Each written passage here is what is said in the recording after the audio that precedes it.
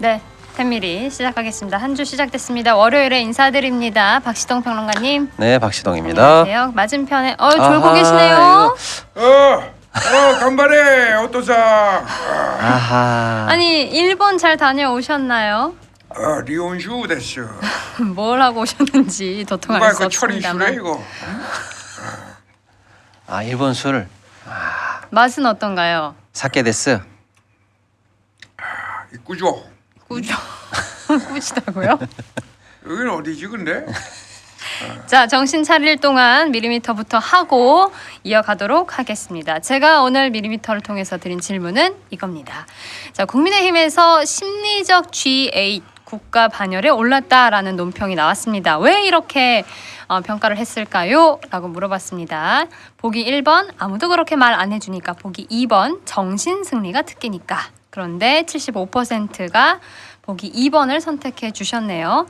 많은 분들이 둘 다 정답인 것 같은데 뭘 고르야 할지 모르겠다, 많이 어려웠다, 이렇게 얘기를 해주셨는데요. 댓글들이 다 오늘은 좀 전반적으로 수위가 좀 높아서 많이 소개는 못 해드릴 것 같아요.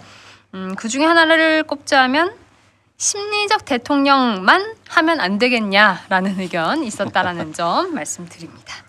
자, 어제 귀국하셨는데 어떻게 잘 다녀오셨어요? 네, 잘 다녀왔습니다. 네. 그 심리적 우리 G8 국가로 가는 겁니다. 가는 겁니까? 그 뉴스공장도 심리적으로는 200만 구독자 아닙니까? 2천만 구독자가 되고 싶습니다. 자, 첫 번째 소식. 네, 나라 살림 얘기를 좀 해야 될 것 같습니다. 세수 펑크가 30조에서 50조가 될 것 같다는 얘기는 저희가 많이 전해드렸는데 네. 그러면 어떻게 될 것인가가 사실은 중요했는데 기재부의 방침이 조금 잡히는 것 같아서 전해드려야 되겠습니다. 정부에 따르면 기재부가 올해 이 세수 펑크 상황에 대해서 예산 불용으로 대응하는 방안을 검토하고 있다는 소식이고요. 안 쓰겠다는 거죠? 그렇습니다. 네. 불용이 뭔데, 말씀하신 것처럼 안 쓰는 거, 계획대로 사업을 안 하는 거, 그리고 예산을 남기는 거, 이게 불용이라고 하는데요. 세수 펑크에 대해서 드디어 정부가 공식적으로 불용이라는 쪽으로 방향을 터냈다라는 게 의미가 있는 것 같습니다. 그런데 문제는 지난 5년치 총 불용액을 봤더니 평균 10조 8,400억 정도예요. 그리고 올해 같은 경우에는 작년에 넘어온 2월액이 3조예요. 그러니까 대충 봐도 14조, 아무리 불용을 해도 14조 내외인데 지금 세수 펑크는 30조에서 50조로 예측이 되고 있거든요. 불용을 하더라도 세수 부족분을 메울 수가 없고요. 이 세수 부족분을 불용으로 메운다 한다면 지금 우리가 생각하고 있는 모든 사업들이 평상시보다 2배 이상 사업을 중단해야 되는 상황이에요. 이 돼야 겨우 불용액으로 세수 결손을 메꿀 수 있다는 얘기예요. 네. 이게 나하고 무슨 상관인데, 즉 이미 확보된 사업 예산인데도 포기한다는 것은 사업 예산, 서민 예산, 민생 예산이 전부 다 희생된다. 이렇게 해석하시면 될 것 같아요. 어떻게 보십니까, 심리적 대통령님? 세수 문제 네. 이건 굉장히 심각합니다. 네. 그 세수를 하고 그 다음날 출근하면은 딱 이제 멀쩡한 상태로 갈 수가 있는 거예요. 세수만 하면 돼. 오늘 세수하셨습니까? 그렇습니다. 빨래비누로 감았잖아 오늘 실수로. 일본 술이 이렇게 무서운 겁니다. 정신 그리고 차리긴 펑크, 펑크. 그 펑크락. 네. 홍대 가면 다 징가징가 하잖아. 시끄러 죽겠어. 네. 난 가라오케가 좋아. 아니, 그렇게 재정 건전성 강조하셨잖아요. 건전. 건전해야지 그거. 자, 두 번째 소식도 네. 맥을 같이 하기 때문에 제가 빨리 소개해 드릴게요. 예. 지방 사는 게 죄다. 제가 제목을 한번 이렇게 뽑아봤습니다. 그 243개 지방자치단체가 있는데요. 네. 그 중에서 자립도가 높은 서울시라든지 29개를 뺀 214개 지자체에는 중앙정부가 지방교부세라는 거를 내려줍니다. 네. 예. 그래서 어느 정도 내려주나 봤더니 우리나라 전체 예산 규모 한 400조에서 19.24%, 한 68조 정도를 지방으로 내려줘요. 그럼 그거를 받는 지방 입장에서는 자기 수입의 12%가 위에서 내려주는 교부세입니다. 즉 지방 정부도 이 교부세가 줄면 살림이 안 되는 상황입니다. 그렇죠. 자, 이에 대해서 나라살림연구소가 발표를 했는데 올해 이 세수 결손을 고려한다면 약 4조 3천억에서 4조 6천억 정도의 지방 교부세가 감소될 것으로 추정된다라는 소식이 발표가 됐어요. 즉 아까 말씀드린 것처럼 중앙 정부는 불용하기로 했다. 네. 불용을 검토한다는 거잖아요. 즉 사업 안 해. 이런 거고요. 지방 정부는 교부세가 주니까 사업 못해 이런 상황이 되는 거죠. 특히 이게 나하고 무슨 상관인데 이제 지방으로 내려가면 아마 체감하는 예산이 주민분들이 더 커지는 게 뭐냐면 실제 우리 생활에 닿는 예산들은 다 지방 정부 예산이에요. 뭐 어린이 안전 예산이라든지 복지 예산이라든지 내 집 앞 도로 보수 예산 같은 것들 다 지방 정부 예산이거든요. 즉 세수 결손, 불용, 교부세 감소, 지방 정부 사업 축소 도미노로 좀 쭉 이어지면 이제 우리 삶이 팍팍해진다는 게 바로 느껴질 것 같은데요. 어떠세요? 우리 지방 교부세도 지방세. 지금 지방 교부세를 못 내려내줄 지방세 판이에요 지금. 그 명품 브랜드 아니야 그거? 아, 그 백 있잖아 그거. 여보 사랑해. 창의적이다. 그거는 너무 비싸 그거는. 지방시 아니, 비슷한 지방세. 빚낼 바에는 아예 이런 돈을 안 쓰겠다, 네. 사업을 안 하겠다라는 거잖아요. 큰일 근데 났다는 얘기입니다. 안 하는 사업들이 다 사실상 우리 일상 생활과 밀접한. 그렇습니다. 그러니까 정부 살림을 이렇게 아마추어적으로 뻥크를 내니까 얼마나 힘들어지고 우리 삶이 팍팍해지는지 이제 드디어 하반기가 되면 느끼실 겁니다. 점점 힘들어지네요. 네. 자, 세 번째. 세 번째. 중국에 밀리는 우리 교역품이 크게 늘었다는 네. 또 안 좋은 소식이네요. 우리나라 수출 침체가 지금 심각하다는 건 여러 번 말씀드렸는데요. 세계 시장에서 우리나라가 경쟁 열위 낮은 위치죠. 경쟁 열위에 있는 품목이 9년 만에 약 4%가 늘었고 반면에 경쟁 우위를 가진 교육 품목은 6%가 줄었다는 얘기입니다. 특히 수입 특화 품목 중에서는 원래 우리가 수출을 통해서 우위에 있던 상품이 수입 특화 품목으로 바뀐 게 많아요. 특히 이제 10년간 상위 10대 우리의 경쟁력 강화 품목 중에서 반도체, 기계, 선박, 유기화학품들이 오히려 수입 특화품으로, 즉 경쟁이 우리에게 경쟁력이 많이 줄어드는 상품으로 지금 조사가 됐어요. 즉 이게 나하고 무슨 상관인데 이렇게 보시면 될 것 같아요. 수입으로만 해결돼야 상품들이 더 늘어났다 우리나라에서. 그리고 우리가 수출을 잘하던 상품이 줄었다. 그러니 당연히 수출이 안 되고 수입이 늘고 무역 수지가 안 좋고. 아니 수입이 더 좋아요. 와규 안 먹을 거야 그거? 그리고 내가 그 예전에 선물로 연말에 그 수입산 농산물 보냈잖아. 그렇죠. 요즘 수입이 더 맛있어. 이것도 네 혼슈잖아 이거. 여보 아이시대로. 어느 나라 대통령인지. 심리적 일본인으로 네, 해야 될 것 심리적인 같아요. 일본. 뭐라고? 심리적 영장치겠네요. 니혼진 제가 데스까. 말귀를 잘 못 알아듣거든요. 그거. 네, 그렇습니다. 바보야 내가. 그거. 자, 네 번째 짧게 해볼까요? 짧게 해볼까요? 네. 올 한 해 신종 주가 조작이 성행했는데 금융당국이 이 시세 조정을 얼마나 적발했나 봤더니 2020년에 15건, 2021년에 12건, 작년에 8건인데 무려 올해는 딸랑 2건. 주가 조작의 왕국이냐 이런 오명을 받고 있는 겁니다. 시세 조정에 대해서 적발이 점점 줄고 있어요. 네. 아니 저기 이래서 코리아 디스카운트 해결하고 좋은 건전한 디스카운트? 주식시장 할인해? 아니 도이치모터스 어디 할인해, 주가 조작 아이고, 사건은 어떻게 해야 소매값이 너무 됩니까? 비싸. 할인해야죠. 어? 네, 도이치모터스 주가 사건. 도이치? 네. 그 피자 이름 아니야 그거? 아유 무슨 말씀하십니까? 그냥 이래서 맛있겠네. 어떻게 나라가 더 나아지겠습니까? 우리나라 화이팅! 걱정이 근데 태산입니다. 우리나라가 어디야? 그거? 아하. 우리나라가 어딘지 저도 궁금합니다. 실질적 200만 겸손 힘들다. 텐미리 내일도 인사드릴게요. 안녕. 사랑해. 네, 텐미리 시작하겠습니다. 오늘은 박시동 평론가님만 함께 하십니다. 네, 박시동입니다.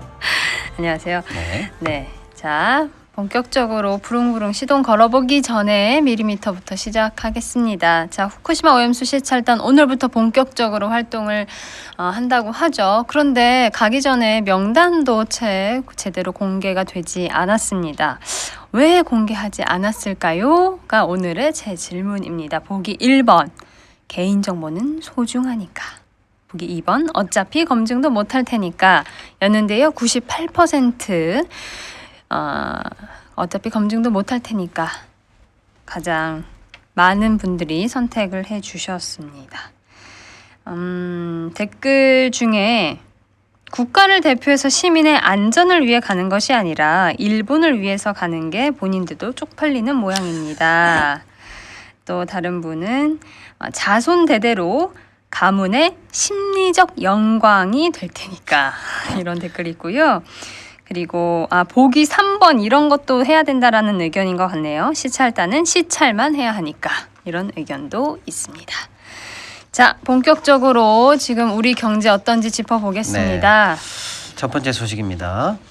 무역 수지 15개월 연속 적자가 전망된다는 소식인데요. 관세청에 따르면 5월 1일부터 20일까지 수출액이 작년 같은 기간보다 무려 16.1%나 감소했어요. 수출 감소액은 지금 7개월 넘게 이어지고 있는 거고요. 수출이 7개월 이상 연속 감소한 것은 2018년 이후 또 처음이에요. 그리고 이렇게 되다 보니까 당연히 무역 수지에도 영향을 주겠죠. 그래서 무역 수지는 지금까지 14개월 연속 적자 중인데 네. 열흘 뒤면 사실상 15개월 연속 적자가 될 것으로 거의 확실시되고 있습니다. 이번 달 들어 이달 20일까지 누적된 무역 적자가 295억 4,800만 달러거든요. 근데 이게 사실 작년이 우리나라 건국 이래 최대 무역 적자였어요. 작년이. 근데 작년 1년치에 62%입니다. 그러니까 아직 1년의 반도 안 지났는데 역대급 수치의 62%를 이미 5월 달에 돌파하고 있는 중이에요. 이게 나하고 무슨 상관인데 이제 외우겠어요. 저도. 전 국민들도 다 외울 것 같아요. 15개월 연속 무역 적자가 코앞이고 적자액은 건국 이래 최대고 최대. 이유는 반도체, 중국, 수출 이것 때문이다. 그렇습니다. 매일 좋은 소식 드려야 되는데 이 고질적인 문제를 지금 거의 뭐 15개월, 20개월 동안 해결을 못하고 있어서 안타까운 마음이지만 매달 이렇게 역대급 수치가 발표되니까 안 전해드릴 수도 없고 답답합니다. 저도. 방송 보시는 분들은 이제 다 알아요. 네. 무슨 수지만 나오면 적자가 바로 따라 붙습니다. 그다음에 적자 더하기 역대급. 그렇죠. 네, 역대급 수치를 계속 갱신하고 있습니다. 맞습니다. 네. 최고치 이런 거 다 나오고 있습니다. 자, 이상민 씨 압수수색 당하냐 많은 분들이 걱정하고 계시는데 이상민 씨는 오늘 개인 사정으로 하루 쉬어가도록 하겠습니다. 네. 자, 두 번째 소식인데요. 중국이 이제 미국 반도체 업체죠. 마이크론을 본격적으로 제재한다는 소식 좀 집중적으로 전해드리겠습니다. 중국 국가 인터넷 정보 판공실 산하의 인터넷 안보 심사 판공실에서 마이크론 내 중국 제품에 대한 사이버 안보 심사를 했는데 심각한 보안 문제가 있다. 그래서 이제 아예 중국에 있는 모든 그 구매처들에게 제품을 중지하라, 제품 구매를 중지하라고 명령을 내렸어요. 네. 근데 이게 사실 흐름을 따져보면 미국이 처음에 중국에 제재를 했고 그에 대한 보복 제재로 사실 한 달 전부터 이미 심사는 되고 있어서 예측은 되고 있었어요. 그런데 이제 공식화됐다. 이게 이제 G7에서 중국을 상대로 한 반중, 대중 이런 어떤 국제 단일 대우 때문에 중국이 이거의 날짜에 맞춰서 제재를 공식 발표한 거 아니냐 이런 평가도 있는데요. 이제 우리의 영향을 따져봐야 되는데 사실 마이크론에 대해서 이제 중국이 제품 구매 중지를 밝히면 중국 시장에서 그 대체품이 뭐지?라고 할 때 당연히 우리 삼성전자와 하이닉스가 떠오르게 되는데 많은 분들이 아마 기억하실 거예요. 윤석열 대통령이 지난 4월에 미국 가기 전에 파이낸셜 타임즈에서 보도가 나왔는데 만약에 중국이 마이크론을 제재해서 중국이 마이크론 제품을 사지 않을 경우 그 대체제로 삼성과 하이닉스가 떠오를 때 그렇죠. 삼성 하이닉스 중국에 팔지 마라 네. 라는 압력을 미국이 넣고 있다라는 보도가 있었거든요. 이게 이제 앞으로 어떻게 될 건가가 궁금한 상황이에요. 그렇죠. 이제 이게 나하고 무슨 상관인데 이제 정확히 따져보면요. 중국이 아직 반도체 재고가 많아요. 그러니까 당장 삼성 하이닉스가 필요하진 구매처로 않네요. 되는 건 아니에요. 그래서 일단은 중국 재고가 많고 그리고 중국이 자국산을 먼저 구매할 예정으로 지금 소식이 나오고 있어요. 그래서 중국 현지의 증시를 보면 중국 내 자국 반도체 업체들이 지금 상한가를 치고 있습니다. 이제 우리 거 사주나 보다. 예. 그래서 일단은 그 중국 재고가 먼저 소진되고 그다음에 자국산 제품 먼저 써보겠죠. 그래서 품질 이슈가 있는지 없는지를 보겠죠. 그런데 써보니까 괜찮네 그러면 상관이 없는데 역시 품질이 안 좋다. 문제가 있다 이렇게 되면 그때 삼성과 하이닉스 제품의 그러니까요. 구매 의뢰가 들어올 건데 이때 우리가 과연 이 미국의 압력이 진짜 있었는지 현재는 긍정 부인도 안 하고 있거든요. 우리나라에서는. 그런데 정말 그게 있었다면 그때 우리의 선택이 무엇이 될 것인가. 이게 이제 초미의 관심인데 당연히 팔아야죠. 당연히 팔아야 됩니다. 이게 뭐 수출 제제품도 아니고 중국 현지에서 상생된 공장에서 파는 거고 또 중국이 만약에 우리 거를 사겠다고 한다는 것은 같은 제재 라인으로 놓지 않겠다는 거거든요. 네. 그러면 화해의 손짓일 수도 있는데요. 이걸 안 산다는 건 말이 안 되는 상황이죠. 예. 반사이익이 있을지 없을지 지켜봐야겠습니다. 자, 세 번째 세 번째 가볼까요? 소식. 예, 물가 관련한 소식인데요. 물가가 이제 전체적으로 소비자 물가를 발표하는 것도 있지만 우리 외식 물가 뭐 이런 것처럼 쪼개서 발표하는 네. 지수들이 나와 있는데요. 전기, 가스 물가 지수가 나와 있는데 그러니까 전년 대비 30.5%가 상승을 했는데 이 상승률은 외환 위기 이후로 또 최고예요. 뭐 말만 하면 역대급입니다. 예, 30%가 일단 올랐고요. 네. 짧게 지금 말씀드리면 더 큰 문제는 뭐냐? 지금 얼마 전에 전기가스요금이 올랐기 때문에 2분기 들어서 이 상승률이 더 커질 거다라는 네. 게 우려고. 그럼 여름에 당연히 냉방비 폭탄 나올 그렇죠. 걸로 지금 예상이 되고 있고, 문제는 이 충격이 어느 가구에 더 영향을 많이 줬나라고 해서 소득 분위로 나눠봤더니 쉽게 말하면 가장 잘 사는 가구 상위 5분위는 11.5% 연료비가 늘었어요. 이것 때문에. 그런데 가장 안 좋은 가구에서는 4분위 소득 분위에서는 20.7%가 늘어서 핵심은 힘든 서민층, 분들이 더 어려운 힘들어졌다는 분들이 거네. 이 연료비 폭탄이 더 큰 부담으로 지금 겪고 계시다 이런 얘기예요. 이런 얘기를 왜 매일 주제는 달라져도 결과가 이렇게 똑같은지 모르겠습니다. 네. 그렇군요. 짧게 한 짧게 한 가지만 소식 더 더 할까요? 해볼까요? 저희가 네. 얼마 전에 말씀드렸는데 미국 부동산이 위험하다라는 소식 전해드렸어요. 네. 뭐 4천억짜리 빌딩이 뭐 800억에 내놔도 안 팔린다 이런 소식 전해드렸거든요. 그게 우리하고 상관이 있다 이렇게 얘기했는데 정확하게 수치가 나왔어요. 우리나라에서 미국 부동산에 투자한 펀드 금액이 나와 있는데 이 수치가 78조가 나와 있어요. 78조 정도를 우리나라 펀드가 미국에 투자했고 그 중에서 약 3년 내에 만기가 30조 원 이상 도래한다. 그러면 우리가 투자한 금액에 있는 그 부동산들이 반토막이 됐기 때문에 우리가 대규모 손실을 볼 가능성도 있고 네. 또 그 물건들이 안 팔리면 펀드의 환매가 중지될 가능성도 있고 여러 가지 금융 문제가 야기될 것 같아요. 이런 문제 정확하게 우리 투자 금액이 나왔다 이런 소식 전해드리도록 하겠습니다. 알겠습니다. 매번 이렇게 안 좋은 소식, 역대급, 역대 최고 이런 수치를 안 좋은 것에만 나온다는 게 참 안타깝습니다. 일단 오늘 여기까지 하도록 하고요. 이후 보여드리는 영상 하나 있습니다. 매주 월요일 정의구현 사재단에서 시국미사하죠. 어제 진행된 내용 영상으로 보여드리면서 마무리하도록 하겠습니다. 내일 뵐게요. 안녕. 네, 템미리 시작하겠습니다. 박시동 평론가님. 네, 박시동입니다. 네, 맞은편에 안녕하십니까, 박근혜입니다. 박근님이신가요? 네. 네, 그렇군요. 반갑습니다. 자, 두 분과의 대화는 잠시 뒤에 이어가도록 하고요. 미리미터부터 짚고 가겠습니다. 까먹을까봐. 그렇죠, 맞습니다. 자, 윤석열 대통령 어제 이런 말을 했습니다. 중소기업 정책 만족도 77%라는 말을 듣고 이것이 진정한 지지율이구나라는 생각을 했다고 하죠. 왜 이런 생각을 했을까요? 여러분의 의견 들어봤습니다. 1번으로 드린 보기, 그게 진정한 지지율이라서, 보기 2번, 임기 내 절대 나올 수 없는 숫자라서인데요. 99%가 임기 내 절대 나올 수 없는 숫자이기 때문에 그런 생각을 한 것 같다라는 의견 주셨습니다. 댓글 하나 소개드리면 77 맞지 못해서 그런 건 아닌지 점점점 수준 높은 댓글이네요. 네. 그리고 또 다양한 유쾌한 댓글 많았는데요. 동어 반복이라 직접 확인해 보시면 좋을 것 같습니다. 자, 박시동 평론가님. 네, 첫 번째 소식입니다. 네, 부릉부릉. 예, 정규직 비정규직 임금 격차가 더 커졌다는 소식이네요.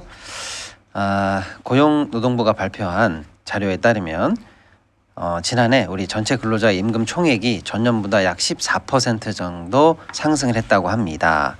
그런데 정규직과 비정규직의 임금 격차는 더 커졌습니다. 정규직이 시간당 약 24,409원인데 비정규직은 17,233원으로 시간당 임금의 격차가 70% 네. 정도 나는 건데 이 정도면은 2018년 이후 4년 만에 가장 차이가 커졌다 이렇게 보시면 되겠어요. 또 그리고 저임금 근로자의 비중도 많이 늘었네요. 근로자의 중위임금이 월 314만 원 정도인데 3분의 2 미만을 받는 저임금 근로자의 비중이 16.9%로 2021년보다 1.3% 높아졌네요. 그래서 저임금 근로자의 비중이 전년보다 높아진 건 9년만. 이게 나하고 무슨 상관인데 이렇게 보시면 될 것 같아요. 우리 사회에 결국 사회적 불평등 이런 것은 결국 근로 형태의 안정에서부터 사실은 출발하거든요. 그렇죠. 고용 안정성 중요하죠. 그렇습니다. 그래서 임금을 통해서 1차적으로 복지가 해결되는 게 오히려 시장 친화적이고 자본주의적이에요. 네. 그런데 지금 보시면 임금을 통한 1차적 분배, 형평이 점점 더 어려워지고 있는 상황이에요. 그래서 이런 상황인데 정부가 오히려 노조를 악마화하고 뭐 69시간을 일해라 이런 얘기를 하니 불평등한 현실이 개선될 리가 있겠냐. 이게 저 의견인데요. 박근님. 아니 거울이죠. 뭐 치킨을 들고 계셔가지고 그렇습니다. 거울. 거울 거울 좀 수첩공주에 이어서 거울 공주도 보실래요? 전 충분히 안 봤을 것 같습니다. 이 불평등한 임금 현실 어떻게 해결해야 될까요? 그렇습니다. 떡볶이집 사장님들이 주식이나 코인을 안 하는 이유가 뭔지 아십니까? 왜 왜요? 안 할까요? 떡 상할까봐. 그리고 맥주 2병으로 만들 수 있는 빵이 있다고 합니다. 그 빵이 뭔지 아십니까? 맥주 두 병이요? 두 병? 모르겠네요. 카스테라. 진행해 주세요. 네. 네. 거울 봐야지. 아니 이 일자 저는 처음에 커졌다라는 설명에서 네. 많이 좋아졌다라는 내용으로 이해를 할 뻔했어요. 그런데 네. 정규직과 비정규직 격차가 커졌고 그렇죠. 비정규직 분들의 비중이 늘어났고 그분들이 받는 임금은 점점 더 줄어들고 있다는 거잖아요. 맞습니다. 예. 역시 이 불평등 임금 현실에 대해서 박근님은 답이 없는 걸로 정리하도록 네. 하겠습니다. 답이 있습니다. 자, 두 번째. 노답. 박근님 이쁘다. 그래서 거울을 계속 보시나 봅니다. 자, 두 번째 부릉부릉. 예, 주담대 잔액이 늘고 있다 이런 말씀이신데요. 이런 말씀인데 네. 올해 1분기 전체 가계 신용은 전분기보다 14조 원 정도 줄었어요. 한국은행의 발표에 따르면 우리나라 가계 대출이죠. 1,853조인데 이게 지난 4분기 1,867조보다 줄어들었습니다. 14조가. 그래서 가계빚이 그렇게 많다더니 줄었네. 좋은 거 아니야? 라고 일단 할 수 있는데 마침 발표된 다른 통계에 따르면 주담대는 오히려 5조 3천억이 늘었어요. 그래서 증가폭도 전분기의 4조 7천억보다 증가폭이 더 늘었어요. 이게 지금 제가 이 두 가지 뉴스를 같이 가져온 이유가 이겁니다. 정책의 일관성이 좀 떨어지는 거 아닌가 이 얘기입니다.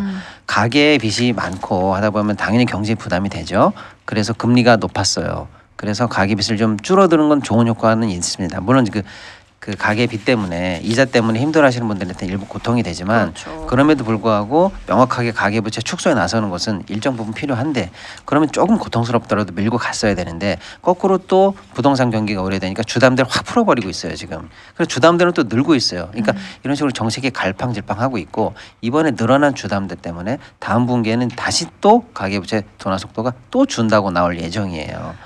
기조가 뭐예요, 대체? 그러니까 그걸 여쭤보는 거예요. 이 박근님. 예, 금융정책 이 가게 문제 정말 심각합니다. 네. 가게 그 어부들이 운영하는 술집이 뭔지 아십니까? 어부바. 모르겠네요. 맞습니다. 드디어 같은 급으로 같은 급으로. 추락했습니다. 미리야 방 빼라. 공장 탈출. 맞추다니 대단하십니다. 어떻게 알았지? 너무 네. 자괴감이 내 드네요. 수첩 봤니? 거울로 비쳤어요. 어머 거울 아유 던져버려야겠어. 야 영아야 가져가. 네. 아무튼 도대체가 이 주택담보대출도 그렇고요. 아까 말씀드린 그 노동 관련 정책도 그렇고 뭘 원하는지 어떠한 나라를 만들려고 하는지 도통 모르겠다라는 말씀 드리면서 네. 세 번째 짧게 짧게 한번 하겠습니다. 짚어볼까요? 우리가 그 수소에서 타시는 SRT 아시죠? 네. 그 SRT는 노선 이름이고 그걸 운영하는 회사가 SR이에요. 그러니까 우리나라에 철도 회사가 두 개 있는 겁니다. 코레일도 있고 SR도 있고. 근데 이번에 SR은 코레일이 지분이 41%고 나머지가 민간이 지분을 갖고 있거든요. 네. 그 민간 지분을 이제 다시 매각해야 되는 때가 왔어요. 다음 달 17일이면 민간 지분 풋옵션이거든요. 그럼 이거에 대해서 정부가 그거 우리가 가져갈게라고 지금 입장을 발표했습니다. 네. 그러면 어떻게 되는 거냐면 코레일도 하나가 있고 SR도 하나가 있는 이 상태를 그대로 유지하겠다는 거예요. 네. 근데 코레일 노조는 그 지분을 전부 다 코레일로 인수시켜라. 그래서 하나의 코레일로 가자. 코레일 밑에 SR을 자회사로 둬서 하나의 코레일로 가자. 이게 입장인데 굳이 두 개를 나눠서 경쟁을 유도한다느니 하는 것은 나중에 비용 중복이라든지 민영화로 가려고 하는 거 아니냐. 이런 얘기예요. 네. 사실은 철도 민영화의 시작은 이명박 박근혜 때 아니겠습니까? 풋옵션은 그 발로 한다는 건 아닙니다. 이것들이 그 발로 할 수 있다는 옵션으로. 기가 예. 한계를 뛰어넘어야 됩니다. 네. 한계를 뛰어넘는 것은 한계를 뛰어넘는. 2개. 뛰어넘어야 되니까 3개. 이건 몰랐구나. 네, 저는 뭐 같이 역시 갈 내가 마음이 한수위야. 없습니다. 네, 또 다른 거 있나요? 살이 가장 많이 찐 동네 살찐 동네? 개포동. 다 알겠습니다. 살쪘어. 네, 내일은 더 알찬 살찐 소식으로 돌아올게요. 안녕. 아리가또. 네, 텐미리 늦게 시작하는 만큼 바로바로 이어가도록 하겠습니다. 먼저 미리미터부터 짚고 가겠습니다. 김대기 비서실장 후쿠시마 원전 사고 10년 지났는데 별 문제 없었다 이런 얘기를 어제 국회에서 했었죠. 김대기 비서실장 도대체 어느 나라 사람인지 너무 궁금해서 여러분들은 어떻게 생각하시는지 여쭤봤습니다. 결과 바로 볼게요. 한국 사람이다 1%, 일본 사람일까 99% 이렇게 답변을 해주셨습니다. 자, 오늘 시간이 많지 않은 것 같습니다. 바로 시동 걸어볼까요? 박시동 네, 평론가님 박시동입니다. 나오셨고요. 맞은편에 지금 예, 심리적 분당 주민 박민식과는 차원이 다른 실제적 분당 주민 안칠수입니다. 네 반갑습니다. 예, 자, 첫 번째 소식. 네, 소식 짧게 가겠습니다. 네. 1분기 출산율 0.81명 역대 최저라는 소식 전해드리고요. 보통 1분기 출산율이 연간 중에서는 높은 편인데요. 네. 1분기가 0.81이라면은 연간으로 하면은 0.7이 무너지는 거 아닌가라는 우려가 높아지고 있는 상황입니다. 이 인구 소식이 나하고 무슨 상관인가 할 때 제가 경제적으로 하나만 말씀드릴게요. 생산 가능 인구가 1% 줄면 GDP가 0.59% 감소한다. 그리고 이대로 저출산이 고착화되면 2050년이면 우리나라 GDP가 28% 감소한다는 소식입니다. 저출산 문제 이렇게 심각한데 대책도 없고 어떻게 하면 좋겠습니까? 정말 그 지적을 손가락이 아무튼 이 출산율 문제 정말 심각합니다. 네. 사람들이 결국 심리적인 문제 아니겠습니까? 사람들이 가장 싫어하는 거리가 뭡니까? 거리요? 걱정거리. 네, 이거 없애야 됩니다. 오랜만에 잘했죠. 네, 굉장히 뿌듯한 표정을 하고 계시네요. 그 심리적 분당 국민 박민식과 차원이 다릅니다. 네, 그렇군요. 알겠습니다. 자, 네, 두 번째 이어서요. 소식인데요. 네. 지금 미국이 반도체법을 통과시켰는데 그 내용이 이렇습니다. 거기 이제 가드레일 조항이 있는데 짧게 설명드리면 이래요. 미국으로 반도체 공장을 이전해라. 그러면 우리가 보조금을 줄게. 그 대신 보조금을 받으면 우려 국가 중국을 뜻하는 거예요. 중국에 아주 그 첨단 반도체는 5% 이상 생산을 늘리지 마라. 그리고 일반 반도체, 범용 반도체는 10% 이상 생산을 늘리지 마라. 이게 가드레일의 핵심이에요. 이 조항에 대해서 곧 시행을 할 테니 의견 있으면 내봐. 이렇게 미국 상무부가 얘기했거든요. 그에 대해서 우리나라 정부가 우리 의견을 냈다는 소식이에요. 그러니까 아주 그 첨단 반도체 5% 이상 생산을 늘리지 말아라고 한 거는 2배로 해주면 안 돼. 10%. 그리고 일반 반도체 그것도 범위를 확대해주면 안 돼라는 의견을 우리가 냈다고 합니다. 그리고 삼성, SK하이닉스도 당사자이기 때문에 의견을 또 별도로 냈고요. 또 반도체 협회에서도 의견을 냈고 네. 이렇게 다양하게 우리 의견이 일단 미국에 들어간 걸로 확인이 됐습니다. 그런데 이 의견이 낸 게 3월이에요. 그런데 사실은 3월 이후에 윤 대통령이 미국에 가서 한미 정상회담을 하지 않았습니까? 네. 그런데도 불구하고 과연 성과가 있었는가? 그래서 이 의견 낸 게 소용이 있을까라는 의구심이 제기되고 있는 상황입니다. 어떻게 생각하십니까? 이거 정말 반도체 문제 심각합니다. 네. 이건 수뇌부 출신인 제가 수뇌부로 삼행시로 대안을 마련하겠습니다. 네. 좋습니다. 스투피드한 집권 여당에게 네. 뇌 속에 아주 강한 드라이브를 걸어야 됩니다. 즉 V3를 깔아야 됩니다. 이상입니다. V3. 그렇군요. 재밌어. 네, 알겠습니다. 자, 그리고 세 다음 번째. 소식인데요. 네. 중국이 우리나라 네이버 접속을 차단했다라는 소식인데요. 네. 그에 따라서 한한령이 다시 되는 거 아니냐라는 우려가 제기됐습니다. 그에 따라서 우리나라 엔터 주식이 어제 대거 하락을 했고 중국 소비자 관련한 주식들, 화장품 주식들도 역시 대거 하락했다는 소식 전해드립니다. 이게 나하고 무슨 상관인데 중국이 아직 우리에 대해서 본격적인 보복 대응은 시작도 안 했어요. 그런데 이런 짧은 소식 정도로 우리나라 주식시장이 이렇게 출렁거리고 반응을 할 정도인데 이래도 미국 편에 서고 중국과 각을 지면 경제가 잘 돌아갈 거라고 생각하는가라고 되묻고 싶은 상황이에요. 어떻게 보십니까? 하나년 정말 심각합니다. 네. 그래도 여유를 잃지 말아야 됩니다. 한편의 시처럼 이렇게 여유를 가져야 되는데요. 시인이 한 명이면 뭡니까? 한 명이면 한신 뭐지? 원시인. 또 당했네. 미국에 비가 오면 USB입니다. 이번엔 제가 좀 유식했습니다. 네. 죄송합니다. 네. 부럽습니다. 네. 무식하셔서. 와튼 스쿨. 자, 1분 정도 1분 짧게 여유 하나 있습니다. 하겠습니다. 네. 금융당국이 PF 우려에 대해서 대책을 내놨는데요. 그동안 PF 관련해서는 그 관련한 자금을 ABCP라는 기업보험 형태로 늘 공급을 했었어요. 그래서 그 기업보험이 잘 유통되기 위해서 증권사들이 거기에 신용을 보강합니다. 한마디로 ABCP에 내가 보증을 한다. 이런 형태로 PF 자금이 유통이 됐는데 이 ABCP는 만기가 짧거든요. 뭐 3개월 단, 6개월 단위 이렇습니다. 그러니까 한번 ABCP가 발행됐다가 그 다음 ABCP로 앞에 있는 ABCP를 상환하는 이런 방식으로 계속 롤오버하는 방식으로 우리 PF 시장이 운영이 됐는데 네. 요즘 같이 갑자기 경기가 안 좋거나 유동성 위기가 올 때 그 다음 PF가 발행이 안 되면 앞에 있는 PF가 부도가 나는 상황이 되는 거죠. 못 갚으니까. 네. 예, 이런 상황이 시장에 충격을 줄 수가 있다. 그래서 앞으로는 ABCP 형태로 PF를 하지 말고 증권사가 그냥 현장에 대출을 해줘라. 이런 형태로 PF 사업 형태를 바꿔라라고 하는 게 당국의 대책이에요. 그럼 이게 어떻게 될까? 나하고는 상관인가 보면 전체적으로 현장에다가 대출을 할 정도의 돈이 없는 소규모 증권사들은 PF 시장에 못 들어가는, 그래서 PF 시장과 증권업이 위축될 수 있는 10초. 그런 상황입니다. 어떻게 보시는지요? 정말 평론가님 정말 훌륭한 평론입니다. 그래요? 박시동 고맙습니다. 정말 따봉. 손가락이 또 어디 갔지? 오늘 양쪽 손이 빨간요. 이렇게군요. 네, 텐미리 시작하겠습니다. 자, 금요일입니다. 오늘은 이상민 씨가 개인적으로 연구를 하는 날이라서 매주 금요일은 오늘은 박시동 평론가님과 함께하겠습니다. 네, 박시동입니다. 네, 반갑습니다. 네.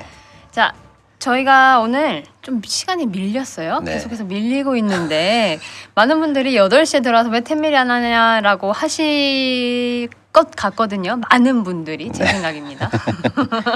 근데 조금씩 미뤄지고 있어서 살짝 지금 불안한 마음이 있다. 텐미리의 지속성 걱정할 바까지는 아닌데 혼자 걱정만 하고 있다.